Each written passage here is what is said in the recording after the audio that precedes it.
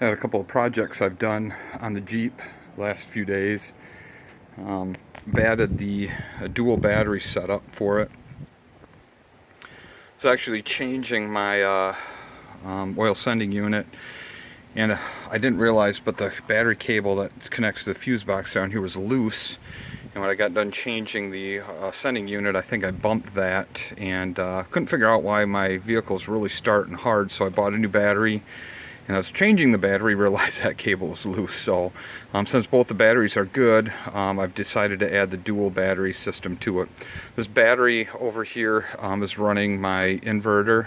It's running my lights, stereo, and my CB, other things like that. This battery right here is just running the vehicle starting, and the fuse box that's inside. So the way I have it is the negatives are hooked together, and instead of hooking the positives together to keep it a 12-volt battery, the positive comes from here into this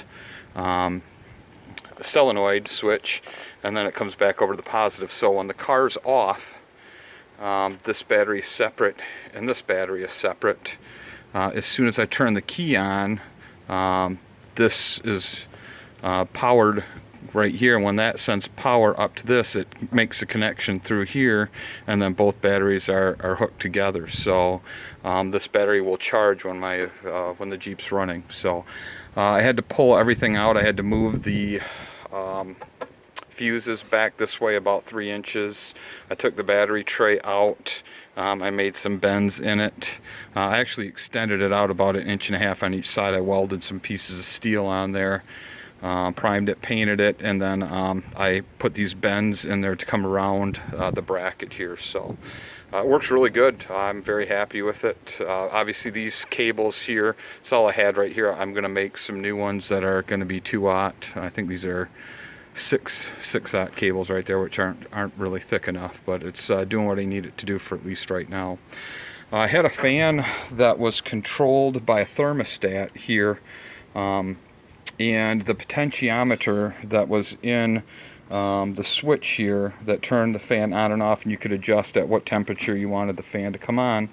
There was a short in it, and it was all looks like when they made it, they had just epoxied over the whole thing. There's no way to get in there and really fix it or replace the insides. So they're about $20 new, but I had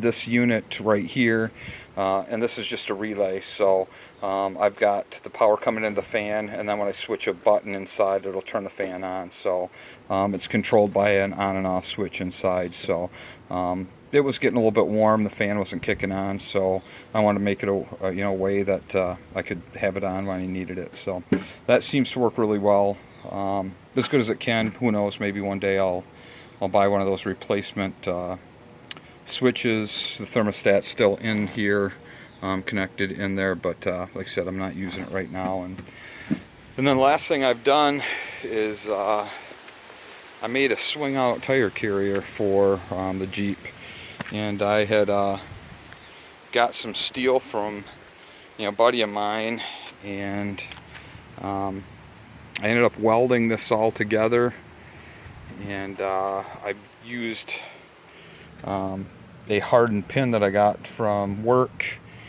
bought from work, and it was just a lot of weight with the bigger tire on the back tailgate. So this makes it much easier, and yeah, it cost me probably about $7 or $8 to make, and it turned out pretty good. So just swing it in there, and then I've got a pin just hanging right here right now. That pin goes through with the clip on the bottom, and takes all the pressure off the back. So yeah, I got a couple of good things done, and it looks pretty good from the back. I'm happy with it, and it worked out really well. So who knows what the next project's going to be, but yeah, just want to touch base. It's been a while since I put any videos out, so I've actually had some time off where I've got to play around and get some stuff done. So we'll see everybody later.